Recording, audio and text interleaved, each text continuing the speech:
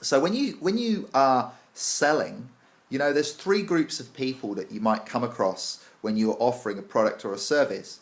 There's the first group is people that just get it straight away. They might have seen you online, or they might just instantly they get what you're doing and they're like yes, and you don't really have to work very hard to sell to them. On the other side of the spectrum, you don't need to sell because they get it, right? Who you are is enough.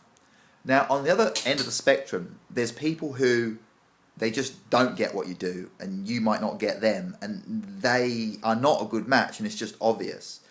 Now, it is possible to try and sell to those people and try and use techniques and tactics to persuade and manipulate and get them to buy. But, you know, A, it's really hard work doing that, and B, you're going to end up with, you know, that energy in your work that you're doing it's not a good vibe, and it's not going to be an easy way for them to get good outcomes, and it's not going to be an easy way for you to give the gifts that you want to give.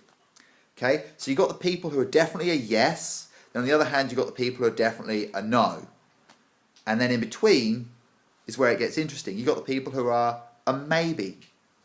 And so if someone's a maybe, it could be that for a period of time you guys will line up and you'll want to work together.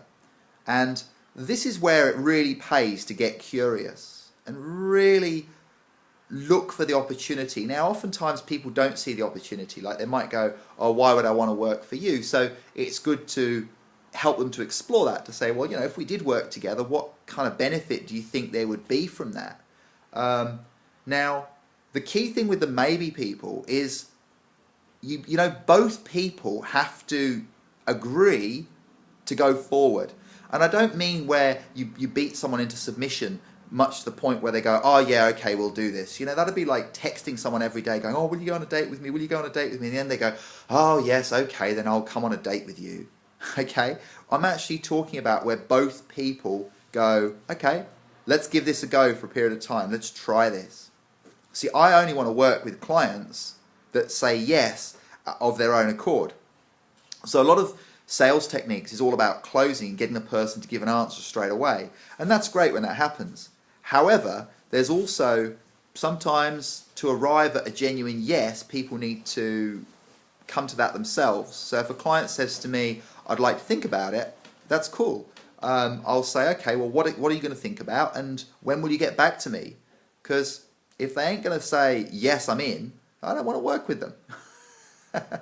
So I only want to work with clients that say yes and they really mean it. And my mission is to become so good at what I do that I've got a queue of people who want to work with me. And you know, we're going along the right lines. But yeah, people are so used to being sold to. So same with dating. I would only want to hang out with someone in that context, dating them, if they really wanted to be there. You know, if they're looking around the room at who else is there, then don't be with me. You know, be with who you want to be with.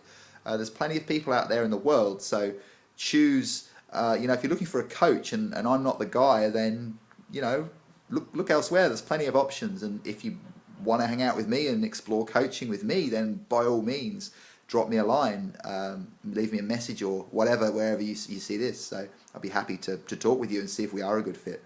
So anyway, I hope you found that useful. A little bit of input on sales and dating. So yeah, enjoy your selling and dating and being sold to, and be open to possibilities and keep curious.